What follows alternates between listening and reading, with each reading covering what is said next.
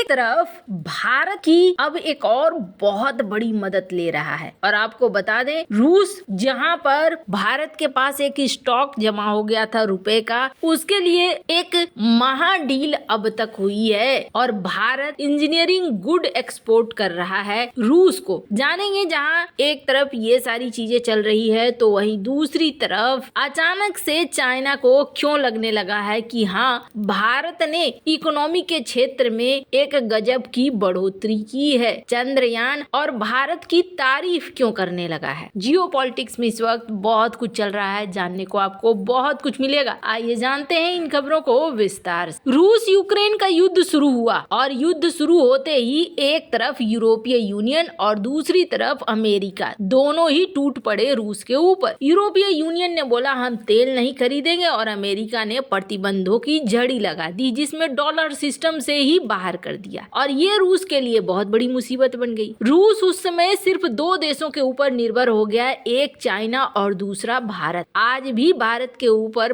ज्यादा यकीन करता है रूस। इसका सबसे बड़ा प्रमाण मिला इक्वाडोर के साथ जब दिक्कतें पैदा हुई रूस की, तो रूस ने हाल में भारत को ऑर्डर दिया केले और पपीता के लिए और ये इक्वाडोर को सबक सिखाने के लिए था। आपको बता दें रूस का ही मजाक बनने वाला था कि कहीं ऐसा न हो कि रूस के सुपरमार्केट में अब केले भी नहीं दिखेंगे, पर यहाँ पर भारत ने मदद की थी और भारत ने इक्वाडोर की जगह खुद ही केले भेजने शुरू कर दिए रूस को। रूस को कई जगहों पर मदद तो मिली लेकिन एक जगह रूस फंस गया और रूस क्यों फंस गया तो आपको बता दें रूस ने रुपए में व्यापार शुरू कर दिया था तेल का और अच्छा खासा रुपया भारत के अंदर जमा हो गया। जब रुपया बहुत सारा जमा हो गया तो भारत ने उसे एक उपाय सुझाया था और कहा था ऐसा करो आप जो ये रुपया जमा हो गया है हमारे यहाँ कहीं भी आप इन्वेस्टमेंट कर दो, उसमें कोई दिक्कत नहीं होगी। और ये रूस के लिए एक बड़ी मुसीबत बन गई। तो आप समझ लीजिए कि भारत के लिए ये एक बनिया वाला दिमाग भी था। अब रूस यहाँ पर एक तो भारत में निवेश करने के लिए भी मजबूर हो गया और दूसरी बड़ी चीज हो गई कि भारत और रूस का अलग अलग क्षेत्रों में व्यापार भी शुरू हो गया। आपको बता दें अभी क्या सीन है कि रूस ने उन रुपयों को खपत करने के लिए एक बहुत ही बढ़िया वाला उपाय निकाला और इस बढ़िया वाला उपाय में रूस ने इंजीनियरिंग के गुड्स जो छोटे कलपुर्जे वगैरह होते हैं वो भारत से मंगवाने शुरू कर दिए। स्क्रीन पर एक आर्टिकल देखिए, भारत ने बहुत ही जल्दी रूस को एक्सपोर्ट भी करना शुरू कर दिया है इंजीनियरिंग के पार्ट्स को। भारत पहले भी एक्सपोर्ट करता था लेकिन ये जो ग्राफ देख रहे हैं 1956-57 में ये ग्राफ आपको मिलेगा मात्र 33% का, पर अब इंजीनियरिंग एक्सपोर्ट भारत बढ़ा चुका है जिसमें 58% तो पूरी बनी हुई चीजें, उसके बाद आयरन स्टील के प्रोडक्ट 22% और भी मेटल के प्रोडक्ट्स 13%, कंज्यूमर ड्यूरेबल 7%। ये भारत दुनिया को बेचता है। ऐसी बात नहीं कि सिर्फ रूस को ही बेचता है, पर रूस के साथ ये व्यापार करीब करीब कहा जाता है कि $1 बिलियन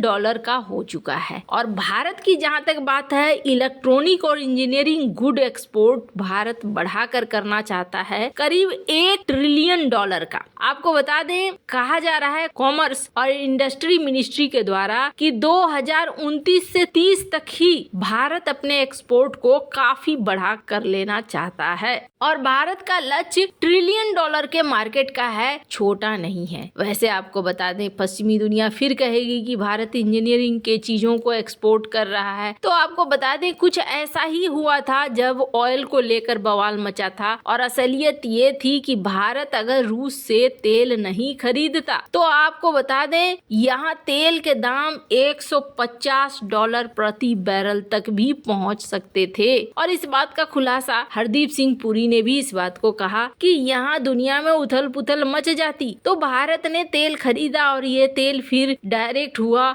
यूरोप तक, जिसकी वजह से बैलेंस बना रहा, यहाँ तक कि रूस को भी बैलेंस बना रहा कि रूस की इकोनॉमी भी बरकरार रही और यूरोप भी टूटने से बच गया। तो कहीं न कहीं भारत ने इन प्रतिबंधों के बीच में एक अच्छी भूमिका ही निभाई है यूरोप के लिए भी और पश्चिमी दुनिया के लिए भी, पर भले वो माने न माने। खैर, जहाँ एक तरफ रूस के साथ ये सारा कुछ सीन चल रहा है तो वहीं दूसरी तरफ अचानक से चाइना के अंदर एक हृदय परिवर्तन सा देखने को मिलने लगा है। स्क्रीन पर एक आर्टिकल देख रहे हैं कोंग सिन्हुआ। इन्होंने अचानक से भारत को लेकर अच्छी अच्छी बातें कहनी शुरू कर दी है और इन्होंने कहा कि भारत ने सचमुच में बहुत तेजी से इकोनॉमिक ग्रोथ किया है और बहुत ही अच्छे तरीके से किया है। आपको बता दें, ये एक मौका था चाइनीज न्यू ईयर के सेलिब्रेशन का और यहाँ पर करीब 300 लोग थे जिनके सामने Chinese consul general Kong Xinhua एक स्पीच दे रहे थे, वेलकम स्पीच दे रहे थे। और यहाँ पर इन्होंने कहा कि हाँ जी, 2023 में भारत के पास कई सारे अचीवमेंट हैं और 7.3% की इकोनॉमिक ग्रोथ रेट एक बहुत ही बढ़िया है। इसके अलावा एशियन गेम्स जो चाइना में हुए थे उसमें भी भारत ने बहुत अच्छा परफॉर्मेंस दिखाया। और तीसरी बात उन्होंने कही कि चंद्रयान 3 की सक्सेसफुल लैंडिंग जो मून पर हुई, ये सारी चीजें बता रही हैं कि बहुत ज्यादा अचीवमेंट किया है। और इसके बाद उन्होंने कहा कि 2023 वो साल भी रहा है जब भारत और चाइना का जो ट्रेड है वो 136 बिलियन डॉलर पार कर चुका है और हमने भी 1.8 लाख लोगों को वीजा दिया है 2023 में। और ये चीज दिखा रहा है कि भारत और चाइना के बीच में बहुत अच्छे संबंध है। खैर, आपको बता दें, कोंग ने ये कहा कि हमारी जीडीपी 5.2% के दर से बढ़ रही है 2023 में। इन्होंने अपनी बात भी कही कि हमने युआन में भी एक्सपोर्ट किया और चाइना ऑटो एक्सपोर्ट में भी 5 मिलियन तक के आंकड़े को छू रहा है। पर सबसे अच्छी बात क्या देखने को मिली, आपको बता दें, सबसे अच्छी चीज ये देखने को मिल रही है कि यहाँ पे चाइना को भी भारत की बढ़ती हुई ताकत देखने को मिल रही है। और ये पहले शख्स नहीं है जो भारत की बड़ाई कर रहे हैं। चाइना में एक आर्टिकल भारत के लिए भी निकला था जिसमें कहा गया था कि हाल ही में मैं भारत गया था